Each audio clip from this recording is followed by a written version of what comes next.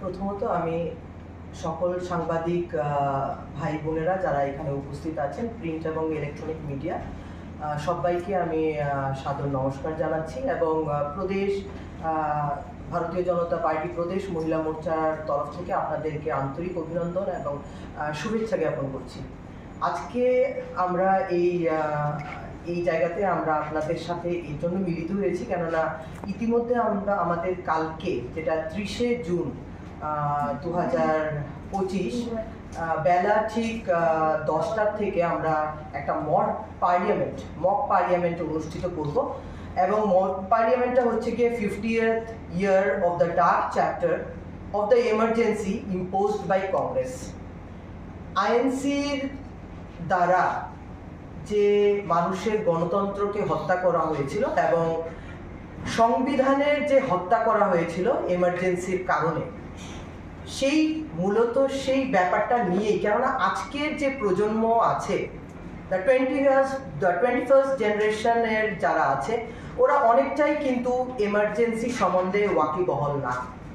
এবং এই যে 21 মাসের যে আমাদের ভারতবর্ষের একটা কালো অধ্যায়, which we call as the dark chapter, সেই মূলত জাগরণ করা যে আজকের ইউথের যে আফটার ইন্ডিপেন্ডেন্স কারোর ডিক্টেটরশিপের কল্যাণে কিভাবে ভারতবর্ষ খন্ন বিখন্ন হয়েছিল এবং আজকে পর্যন্ত সেটা কিন্তু আমরা ভারতবর্ষের নাগরিকরা কিন্তু আজকেও সেই কুফলটা কিন্তু এখনো চলছে। সেই 21 মাসের যে কুফলটা এখনো কিন্তু সেটা ভারতবর্ষ অতিক্রম করতে পারেনি। এবং তার জন্য আমি বলবো, সেই সময় 1975 25 জুনে কিন্তু সংবিধানের হত্যা করা হয়েছিল এবং সেই হিসেবেই কিন্তু আমাদের এই মক পার্লামেন্ট সেশনটা কালকে আমরা অনুষ্ঠিত করতে যাচ্ছি মুক্তধারা অডিটোরিয়ামে। বেলা 10 ঘটিকার থেকে আমাদের রেজিস্ট্রেশন শুরু হবে এবং 11 o'clock থেকে আমাদের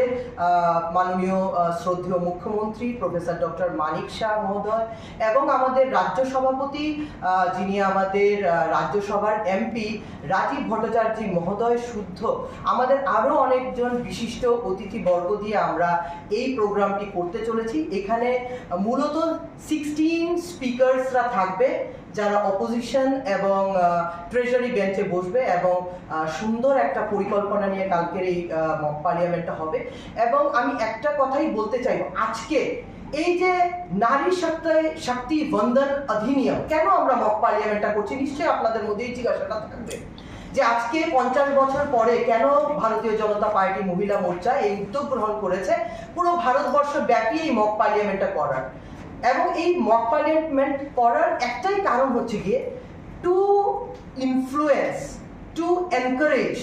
new generation women to come to politics. ওরা যেন সেই পার্লামেন্টেরিয়ান, সেই এমএলএ হওয়ার ওদের যে ইচ্ছা, ওরা পলিটিক্সে আসুক, কেননা নিত্য নতুন ইউথরা আসবে, নিত্য নতুন মহিলারা আসবে, সেটাই কিন্তু আমরা উই উইল এনকারেজ দ্যাট। এবং এই নারী শক্তি বন্দন অধিনিয়ম আপনারা জেনে থাকবেন, যেটা 2023-এ প্রধানমন্ত্রী মাননীয় নরেন্দ্র মোদীজি মহিলাদের জন্য 33% রিজার্ভেশন ইন লোকসভা অ্যান্ড বিধানসভা সিটস যেটা করেছে, তার জন্যই কিন্তু এই ধরনের উদ্ভাবনীয় সেশনস আমরা করতে চলছি, যে নতুন নতুন যারা ফেস আছে, দে উইল অলসো বি, নতুন প্রজন্মের যারা আছে, they will also be encouraged to join politics. কেননা নিশ্চয়ই প্রধানমন্ত্রী নরেন্দ্র মোদীজি যেই ধরনের ভারতবর্ষ গড়ার ইচ্ছে উনি রাখছেন, সেটার মধ্যে কিন্তু বিশেষ ভূমিকা রয়েছে নারীদেরকে উনি বিশেষভাবে